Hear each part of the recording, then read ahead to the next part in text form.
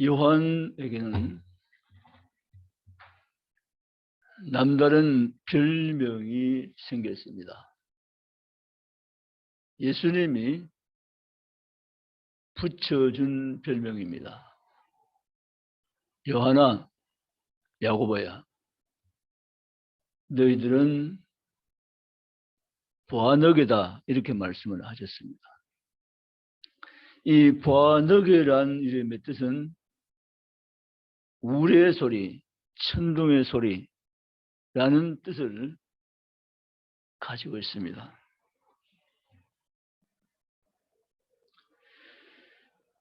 누가복음 9장 53절에 54절 사이에 보면 예수님이 지하를 함께 사마리성에 전도를 하기 위해서 동네를 가게 되는데, 그 동네 사람들이 예수님이 거기를 지나가는 것을 허락하지 않고 막았습니다. 이 광경을 목도한 요한은 하늘에서 불을 내려 이 성을 불사르겠습니다라고 말합니다. 굉장히 가격한 그런 발언이죠.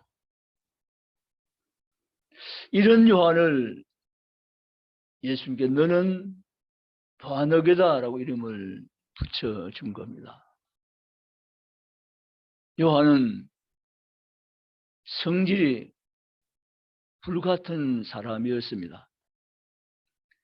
급한 성격의 소유자입니다.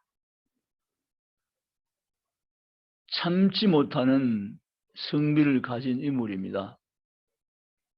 가격한 성품의 소유자였습니다. 그래서 그에게 보아너게라는 이름이 붙여지게 된 거죠.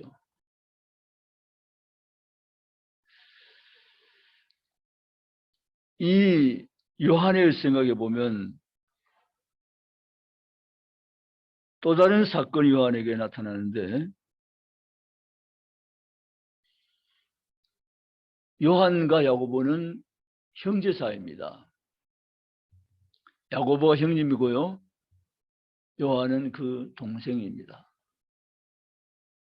살로메라는 어머니는 이들의 출세를 굉장히 마음에 깊이 두고 바랐던 사람입니다. 이 부분은 모두가 다 거의 차등은 들 수도 같은 마음일 수가 있죠. 어머니의 평소에 마음을 잘 알고 있던 야고보 요한도 어머니의 바람을 알기에 예수님께 어느 날 요청합니다.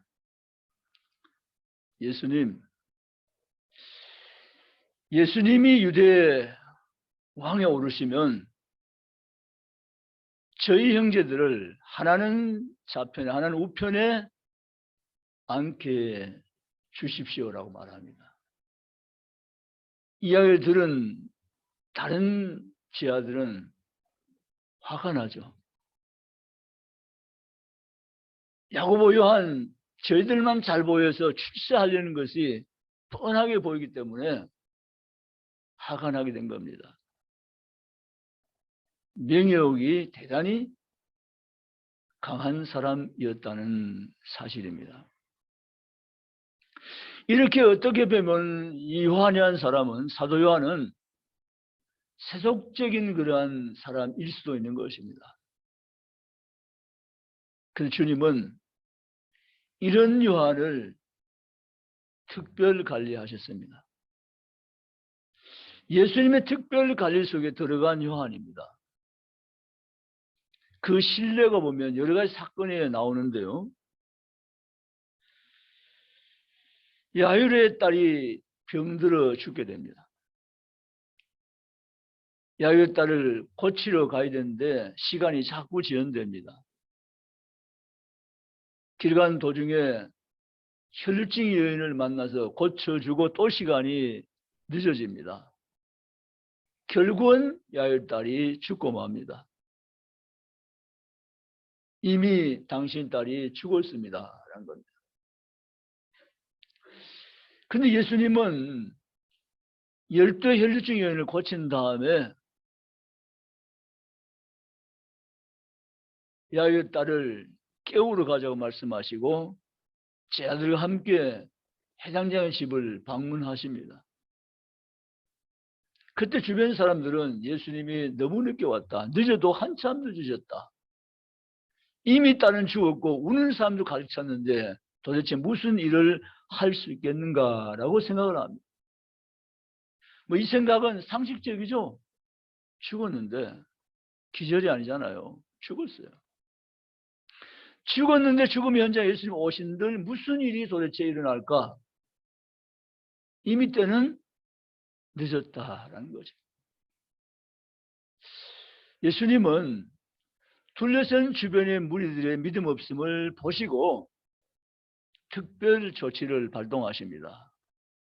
베드로, 요한, 야고보, 너희 셋만 나와 함께 딸이 죽어 있다고 하는 방에 들어가자라고 말씀하십니다.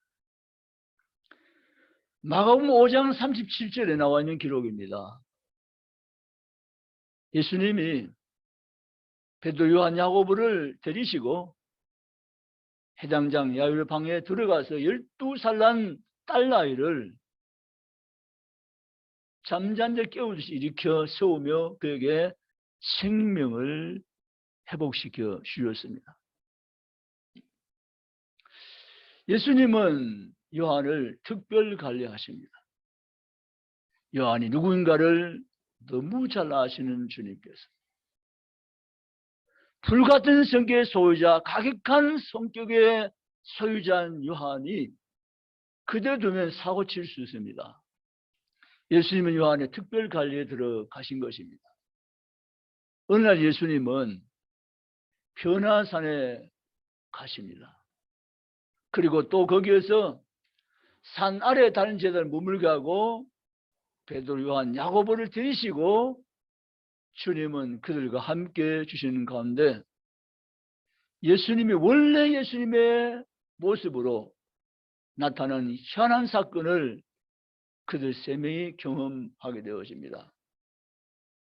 항월경에 빠진 거죠. 예수님의 원래 모습, 그 빛나는 모습을 제 아들이 보게 된 것이죠. 주님은 요한에게 특별 체험을 거치게 만드신 거죠. 주님은 또한 이 베드로, 요한에게 겟세마네 동산의 기도의 현장을 체험케 하십니다. 다른 제자들의 응급은 숨겨지고 베드로, 요한, 야고보와 함께 겟세마네 동산에서 기도하실 때 너희들은 여기 앉아 기도하라고 말씀하시고 주님은 이들의 거리를 두고서 한적한 곳에 찾으시고 거기서 기도하시고 계셨습니다. 이 현장에도 주님은 요한을 초청해서 함께 그곳에 머물게 주셨습니다. 주님은 요한을 너무 잘 알고 계세요. 사람들은 요한에 대해서 장점과 단점을 다 알고 있었고 요한에 대한 평가가 사람 나름대로 내려져 있었지만 예수님은 요한을 다르게 대우해 주셨음을 여러 군데서 발견해 볼 수가 있습니다. 예수님이 겟세마네 동산의 기도를 마치시고 잡혀가셨을 때 요한은 대단히 당황하는 그러한 기색이 역력했습니다. 예수님이 이제는 하시던 말씀대로 정말 십자가에 달려 돌아가실 건가? 다른 말로 말해버리면 죽을 것인가라는 거죠. 요한은 어떻게 일이 앞으로 펼쳐질지를 알지 못한 채 예수님의 마지막 가는 모습을 지켜보고 있었을 뿐입니다. 그런데 예수님은 정말 신문 받으시며 십자가 지기까지 짧은 시간 동안 그 시간을 활용해서 예수님이 할 수 있는 최대한 방어권을 보장받고 말을 할 수 있겠지만 주님은 벙어리가 되시고 주님은 자기를 변호하지 않으셨습니다. 침묵하셨습니다. 자기의 불리한 상황으로만 계속 가고 마셨습니다. 마침내 주님은 십자가형이 선고되어집니다. 그리고 예수님은 평소에 기도하셨던 겟세마네 동산 멀지 않은 곳에 언덕에 올라가서 정말 십자가를 지시고야 맙니다. 이건 요한에게는 충격적인 사건입니다. 아니, 예수님이 십자가를 지시다니. 저 십자가는 로마 형법에 가장 극악무도한 죄인들만이 범죄하만 지는 십자가인데 나의 스승이신 주님이 저 십자가를 지시다니. 이건 아니야? 이건 아니야. 그건 요한의 절규였습니다. 요한은 예수님 십자가 지는 보고 충격을 받게 됩니다. 자기 영원한 스승이고 그 누구보다도 사랑했던 주님께서 아무런 방어 보장 없이 무참히 십자가에 달려 돌아가신 죽음의 현장에 요한은 충격을 받게 되어집니다. 제자가 12명인데 다른 제자들은 도대체 어디 갔는지 알 수 없지만 적어도 요한만큼은 그 현장을 결코 떠날 수가 없었습니다. 십자가상에서 예수님이 하신 말씀을 요한은 듣게 됩니다. 예수님은 십자가 밑에 떠나지 못하고 바라보고 있는 요한에게 말씀을 하십니다. 요한아, 보라, 내 어머니다. 예수님 어머니 마리아 요한에게 부탁합니다. 이제는 나의 어머니가 너희 어머니니 나의 어머니는 너희 어머니로 모시라고 말씀하셨습니다. 요한은 그날부터 예수님 어머니를 자기 집에 모시니라 이렇게 성경 기록합니다. 십자가에 올라온 이 현장에서 충격받은 요한은 그때 비로소 자기가 누구인가를 분명히 깨닫는 사건이 되어진 것입니다.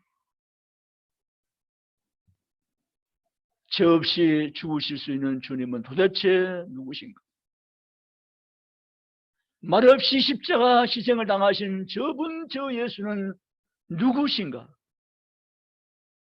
요한은 곰곰이 깊이 생각을 했고 우리들에게 평소에 말씀하신 대로 나는 십자가에 죽기 위해 오셨다고 하신 그 말씀의 의미를 잘 알지 못했던 요한이었는데 주님의 말로 약속된 그리스도 사실을 요한은 받아들이시겠고 깨닫게 된 것입니다. 그 충격은 요한을 사랑의 사도 요한이 되게 했습니다. 오늘 우리는 왜 못 변하는가? 왜 난 여전히 본어계며 우리 아들로 살고 있는가? 나는 왜 변하지 않고 있는가? 라고 우리는 질문해 볼 필요가 있습니다. 사도 요한이 왜 나는 되지 못하는가 하는 거죠. 왜 난 여전히 세상 욕망에 이끌려가며 살아가고 있는가? 입으로는 주여라고 말하면서 왜 내가 행동으로는 세상을 쫓아가는가? 여기에 대한 질문 말이죠. 그것은 요한의 삶에서 우리가 분명히 보여 깨닫게 되는 것입니다. 십자가의 충격 없이는, 십자가의 사랑의 감동이 우리에게 없이는 결코 주를 요한처럼 따를 수 없다는 사실을 생각하게 되는 것입니다. 그날 이후로 요한은 우리의 아들 번역이 아니라 사랑의 사도 요한으로 새롭게 재출발합니다. 성경 속에서 사랑이라는 단어를 가장 많이 사용한 사람은 사도 요한입니다. 생명이라는 단어를 가장 많이 사용한 저자도 사도 요한입니다. 사도 요한은 요한복음, 요한 1, 2, 3서, 요한계시란 책을 집필한 저자입니다. 그러면서 요한 사도는 요한복음 20장 31절에 성경이 기록되는 목적이 무엇인가를 확실히 밝혀놓고 있습니다. 이 성경의 기록함은 이 성경을 통해서 너희가 생명을 얻게 하려 함이니라. 아멘. 하나님 우리에게 왜 성경을 주셨을까? 도덕적 윤리적으로 살아가라고 주셨을까? 왜 성경을 우리에게 주셨을까? 사도 요한은 성경 기록의 목적은 우리의 생명 영생을 얻게 하기 위해서 성경을 기록했다고 증언하고 있는 것입니다. 그런 요한은 죽은 순교자가 아니라 살아있는 순교자가 되었습니다. 성에 70여 80년 강건하고 이런 말씀이 있는데 그때 요한은 90세가 넘었습니다. 그 당시에 90세를 넘긴 것은 장수하는 것인데 요한은 살아있는 산 순교자의 삶을 살아갔습니다. 요한 1, 2, 3서에 사랑이라는 단어를 언급하고 오늘 본문의 요한은 하나님은 사랑이심이라 라고 말합니다. 요한은 십자가를 통해서 비로소 예수님께서 얼마나 자기를 사랑하신 분인가를 알게 되었던 것입니다. 주님이 요한을 사랑하는 사실 요한은 몰랐던 건 아니지만 그 십자가라는 사건 통해서 예수께서 얼마나 자기 요한을 사랑하고 계신다는 사실을 깊이 깨닫게 된 것이죠. 그럼 요한은 회개했습니다. 내가 예수를 왕되면 출세해서 내 명령을 충족시키고 내 영은 좌편에 나는 우편에 자리에 앉게 해달라고 요청한 것이 얼마나 부끄러운 일이라는 사실을 그때 비로소 알게 되었습니다. 주님은 요한을 구원하기 위해서 죄인된 인간을 구원의 백성으로 만들어 주시기 원하여서 당신의 목숨은 전혀 아까워하지 않고 다 내어주셨는데, 속죄 제물이 되어주셨는데, 자기는 예수님 우편에 좌편에 앉겠다고 요청했던 그 사건이 요한의 생각을 휘저으면서 요한은 깊이 뉘우치며 회개한 것입니다. 그리고 요한은 다짐합니다. 주님, 이제 과거 요한은 없습니다. 이제는 요한은 없어졌습니다. 주님, 주님의 십자가 사건은 나를 새로운 사람으로 새 출발할 수 있는 인생으로 주님 나를 바꾸신 사건입니다. 요한의 충격은 새로운 삶으로 나타나기 시작했습니다. 그 요한은 성령의 감동을 입으면서 성경을 기록해 나가기 시작합니다. 요한이 하고 싶었던 이야기는 하나님은 사랑이시라 이야기입니다. 그걸 요한은 몸으로 받았거든요. 하나님은 사랑이시라. 누가 뭐라고 해도 우리 하나님은 사랑이시라. 아멘이십니까? 하나님은 사랑이시라. 그 하나님 사랑 없이는 나는 존재할 수 없다는 거죠. 하나님 사랑 없이는 오늘 요한도 없는 것이고 하나님 존재 없이는 사랑 없이는 내 인생이 없다는 사실을 요한은 확인했던 것입니다. 그래서 요한은 사랑이라는 단어를 성경에 가장 많이 사용한 저자가 되었고 하나님은 사랑이시라. 그가 먼저 우리를 사랑하셨다고 말합니다. 그 사랑을 깨닫고 그 사랑 속에 들어가 사는 자는 하나님 우리를 사랑같이 우리 또한 하나님을 사랑하느라고 고백했던 것입니다. 사랑하는 성도 여러분, 나는 누굽니까? 나는 도대체 누구입니까?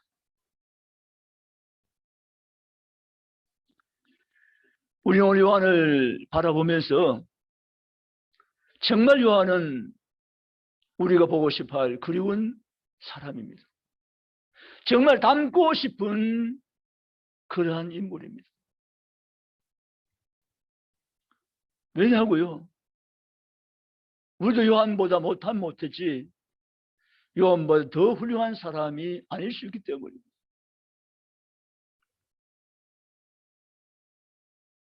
그런데 우리 주님은 요한을 특별 관리하신 것처럼 우리 개개인을 특별 관리하셔서 여기까지 오게 하신 줄 믿습니다. 내가 잘했기 때문일까요? 내가 남들보다 우월했기 때문일까요? 내가 그 누구보다도 앞서 갔기 때문일까요? 아닐 수 있습니다. 하나님이 저 이름을 특별 관리하셔서 여기까지 오게 하신 줄 믿습니다. 사도 요한이 사랑의 사도가 된 것, 십자가에서 충격을 받았기 때문입니다. 오늘 많은 사람들이 십자가를 바라보아도 느낌이 없다고 말합니다. 그만큼 감각 기능이 문제가 생겼다는 거죠. 예민하지 못한다는 거죠. 우리는 요한은 아니어도 요한의 영성을 회복하십시다. 요한이 받은 그 놀라운 십자가의 은혜와 사랑을 우리도 함께 공유하십시다. 나 요한은 죽었다고 말한 것처럼 나도 옛사람을 십자가에 죽어 장사 지내고 요한이 새로운 요한으로 다시 산 것처럼 그런 삶을 살아가는 그리스도인들로 살아가십시다. 나는 못해도 내가 하고자 원하면 하나님이 도와주십니다. 문제는 한결 똑같습니다. 나는 할 수 없고 못해도 부족해도 하고자 원할 때 하나님이 도와주십니다. 그러므로 사랑하는 성도 여러분, 주님 나를 이 시간 곰곰이 살펴봅니다. 나 못해요, 주님. 저 같은 연약한 사람이 어떻게 그걸 할 수 있어요, 주님. 그러나 주님, 제가 해볼게요. 아멘. 해볼게요. 나를 보면, 각을 보면 못할 것 같은데 주님의 그 십자가의 사랑을 내가 붙잡고 그 사랑을 내가 생각하면 나는 해야만 되고 해볼 거라는 생각을 할 수밖에 없고, 주님 내가 할게요 도와주시라고 할 수밖에 없다는 거죠.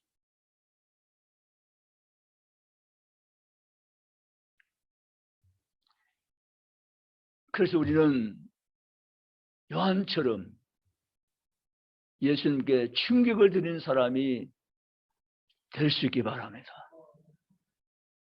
예수님께 충격을 안겨주는 사람. 예수님이 요한을 보시면서 얼마나 기뻐하시는지 몰라요.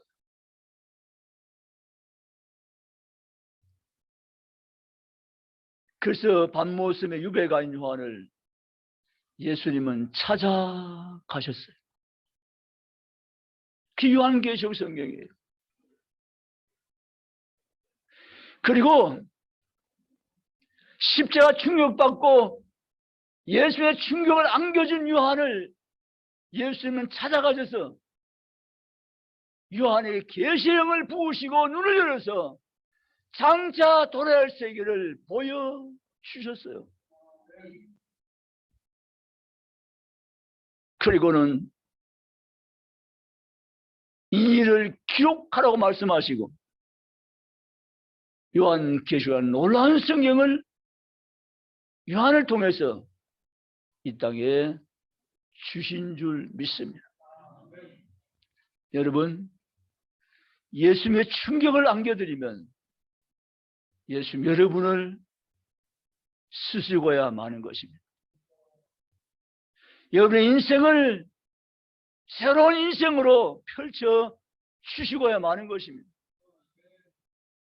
사도 요한이 밤모섬 유배 갔을 때 요한을 친히 찾아오시고 주께서 요한을 불러서 요한에게 눈을 열어서 계시령을 부으시고 되어진 일을 말씀하시고 아멘 주 위에서 옷이 없어서 성경을 만들어낼 수 있는 저자로 그를 세워갔듯이 하나님은 오늘도 자기 야망을 위해서 사는 사람 말고 자기 출세를 위해서 주님을 찾는 사람 말고요. 정말 요한처럼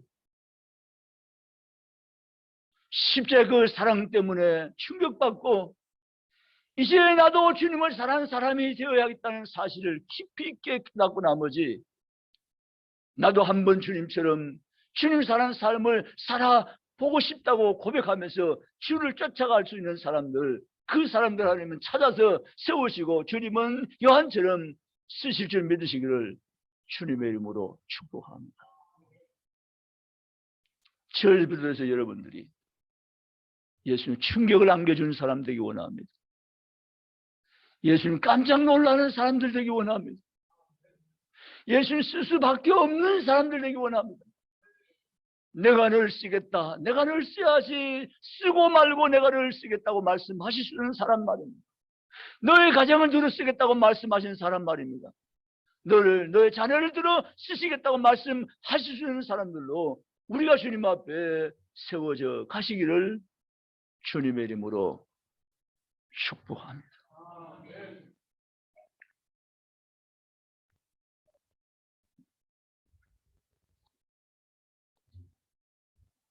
사도 요한은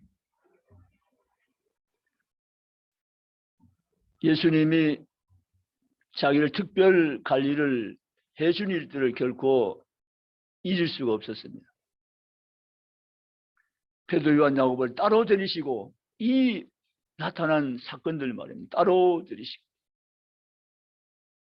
베드로는, 요한은, 야고보는 특별히 주님이 관리해 주셨던 사람들입니다. 여러분, 많고 많은 사람들이 있지 않습니까? 대한민국에도 남북한 합치면 7천만이 넘는 사람이 살고 있고 지구엔 75억의 사람이 살고 있습니다. 그 많고 많은 사람들 가운데 하나님이 저 여러분을 특별히 관리해 주고 계십니다. 우리를 마귀에게, 사탄에게 내어주지 아니하시고 우리를 특별히 관리하고 계세요. 어둠의 영이 우리를 주관하지 못하도록 막아주시고 우리를 특별히 지켜주고 계세요. 우리 말씀을 통해서, 성령을 통해서 하나님의 말씀을 진리로 깨달아 발견해 나갈 수도 우리를 도와주고 계세요. 육안은 결코 볼 수 없는 세계를 우리에게 영안의 눈을 활짝 보게 하시고 저 너머의 세계를 소망하면서 믿음 지켜 살아갈 수 있도록 도와주고 계세요. 그분의 놀라우신 사랑은 한없이 받고 있다는 사실을 우리도 요한처럼 깨닫는 영이 임하시기를 주의 이름 축원합니다. 그리고 사도 요한처럼 이제 주님이 나를 이같이 사랑하심 같이 또한 나도 주님을 사랑하겠습니다라는 이 고백을 분명히 주님 앞에 올려드리고 주님 가셨던 그 길을 주저없이 힘차게 쉽게 나아가는 저와 여러분의 신앙과 삶이 다 되시기를 주의 이름으로 축복합니다. 말씀을 마칩니다. 창세기 1장 1절과 요한복음 1장 1절은 연결되어 있다고 성경학자들은 보고 있어요. 이건 하나님 요한에게 준 또 하나의 특별한 계시의 선물입니다. 우리가 잘 알고 계신 대로 창세기 1장 1절은 태초에 하나님이 천지를 창조하십니다. 요한복음 1장 2절은 태초에 그리스도가 말씀으로 계셨다라고 말합니다. 둘 다 태초라는 단어를 사용하고 계시죠. 태초에 그리스도가 말씀으로 계셨다는 겁니다. 사도 요한은 예수 그리스도가 누구신가를 그 어떤 성경 제자보다 분명하고도 확실하게 깨닫고 알았던 신앙적 인물입니다.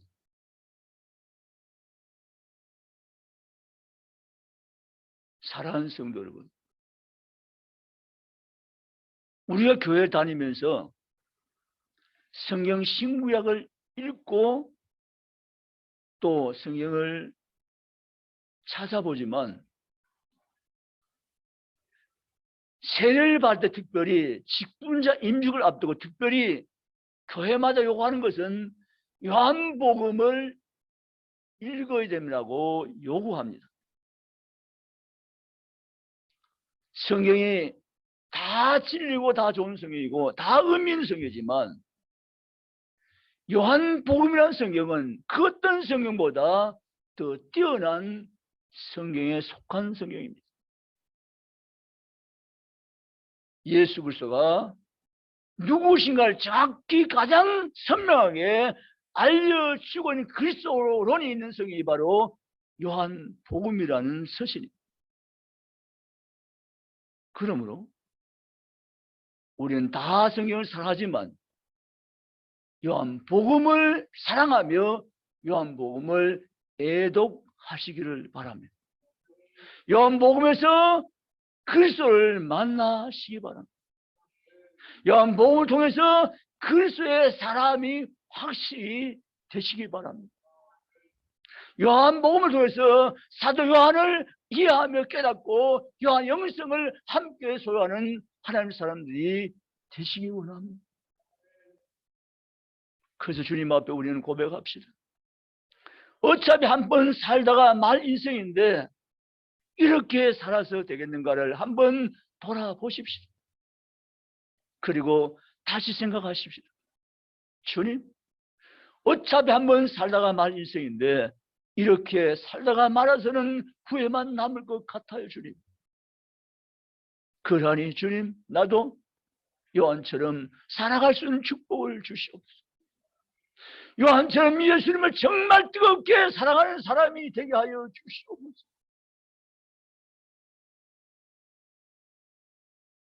요한처럼 주님을 사랑할 수 있는 사람이 된다면 내 삶에 후회가 남지 않겠나요?